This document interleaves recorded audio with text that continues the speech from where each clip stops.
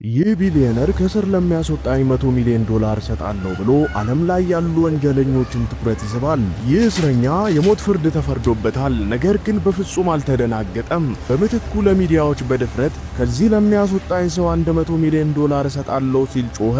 ይህ ዜና እንደተሰማ ወዲያውኑ በመላው ዓለም ያሉ የወንጀል ድርጅቶችን ትኩረት ይስባል። በእስር ቤት ውስጥም ያሉ እስረኞች እንኳ ስለ ጉዳዩ ይወያዩ ነበር። ፖሊስ የሁኔታዎችን አሳሳቢነት ተገንዝቦ እስረኛውን በሄሊኮፕተር ወደ ፌደራል እስር ቤት ለማዘዋወር ወሰነ። ነገር ግን እነሱም ሳይነቁ አስቀድሞ ክትትል እየተደረገባቸው እንደሆነ አላወቁም ነበር። ማንም ሰው ምላሽ ከመስጠቱ በፊት አንድ ስናይፐር ተኳሽ ጥይት ተኩሶ ሄሊኮፕተሩን አቅጣጫ እንዲስት ያደርገዋል። ሄሊኮፕተሩም ወዲያውኑ መቆጣጠር አቅቶት ወደ መሬት በፍጥነት ወደቀ። ፖሊሶችም አዲስ እቅድ ለማውጣት ተገደዱና ሁሉም መኮንኖች ተሰማሩ። ሆኖም የፖሊስ ተሽከርካሪዎች ቡድን በአንድ መገናኛ ላይ ሲያልፍ አንድ ያረጀ ሰው መንገዱን አቋርጦ መንገዳቸውን ዘጋ።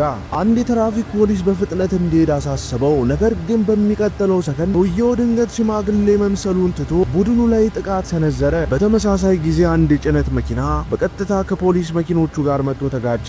እናም ከተሽከርካሪዎች ውስጥ ብዙ ሰዎች ወጡ። ከከባድ ፍጥጫ በኋላ የወንጀሉ አለቃ በመጨረሻም ወደ ማጓጓዣው ተሽከርካሪ ደረሰ። ነገር ግን በሩ ሲከፈት ውስጡ ተቀምጦ የነበረው አሻንጉሊት መሆኑን አወቁ።